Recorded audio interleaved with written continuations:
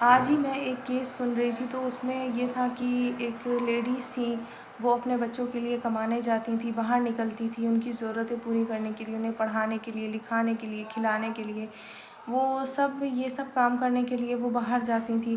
تو انہی کے اپنے قریبی لوگ، اپنے رشتہ دار، اپنے ہی خاص گھر میں رہنے والے اپنے ساتھ، وہی لوگوں نے پھر ان کے نکلنے پہ انہیں باتیں بنانے لگے، ان کے لیے غلط غلط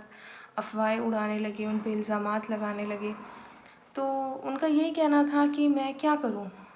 کروں، میں یا تو اپنے بچوں کو بھوکا دیکھوں، وہ بھی میرے لیے بہت تکلیف کی بات ہے، یا پھر میں ان کے لیے اگر کمانے نکلتی ہوں ان کی ضرورتیں پوری کرنے کے لیے، جائز طریقے سے، حلال کمائی کے لیے، تو لوگ مجھے باتیں بناتے ہیں اور مجھے بہت ہی غلط غلط الزام میرے اوپر لگاتے ہیں، جیسا کہ میں ہوں بھی نہیں۔ تو جب آپ کسی کی ہیلپ نہیں کر سکتے، آپ کسی کی ضرورت پوری نہیں کر سکتے، کسی کے کام نہیں آ سکتے، تو اللہ کے واسطے آپ لوگ دوسروں کے لیے باتیں بھی نہ بنایا کریں، اور جھوٹی بات تو بالکل بھی نہیں۔ آپ کسی کے اوپر الزام لگا کے کیا ثابت کرنا چاہتے ہو؟ کہ آپ اچھے ہو اور وہ برا ہے؟ اس کی اچھائی تو کوئی سمجھدار آدمی اگر سمجھنے والا ہو، اس کو اللہ نے عقل دی ہو، اسے صلاحیت ہو اس کے پاس، تو اس کی اچھائی تو یہی کافی ہے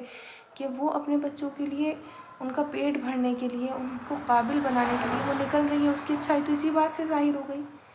اور وہ بھی جائز طریقے سے۔ کوئی یہ نہیں کہ وہ کوئی غلط کام کر رہی ہے، وہ تو اچھی ہے، لیکن آپ اپنا معیار دیکھو کہ آپ کا معیار کتنا گر گیا، کہ آپ ایک شریف